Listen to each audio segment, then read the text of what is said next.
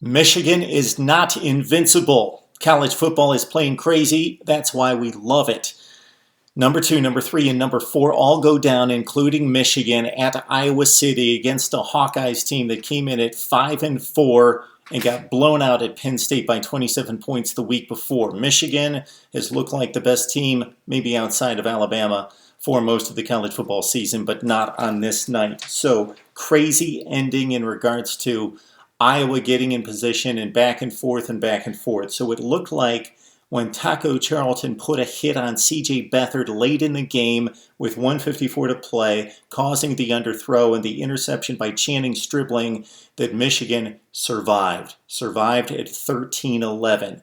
But Iowa got the stops. They forced an incompleted pass on third down, and they saved all the timeouts. They used them for the defensive series. They got the ball back.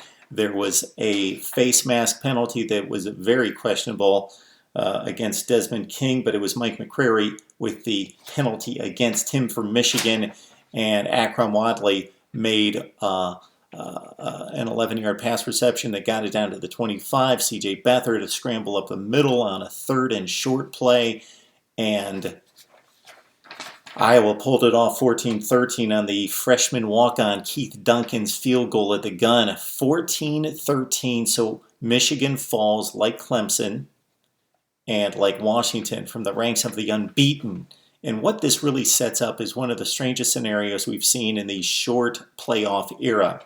Ohio State wins out, let's say. They defeat Michigan, and they create a two-way tie with Penn State. Well, Penn State would go to the Big Ten championship game because even though Penn State does not have a as good a record as Ohio State, the Buckeyes with 1 loss, Penn State with 2, in conference, it's a two-way tie, and Penn State won the game head-to-head at Happy Valley, so Penn State would move on to the Big Ten championship. Well, after what we just saw on Saturday, Ohio State should vault as the number 5 team with 2, 3, and 4 losing to number 2 in the country.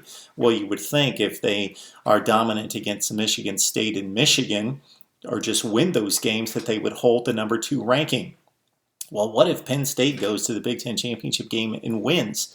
Penn State finishes 11-2, Ohio State's 11-1. But Penn State is the Big Ten champion, and they won the head-to-head meeting. Who goes to the playoff? It'd be interesting to see the committee squirm out of that one. We have plenty to talk about in the coming weeks right here on Mark Rogers TV. We always invite your questions and your comments.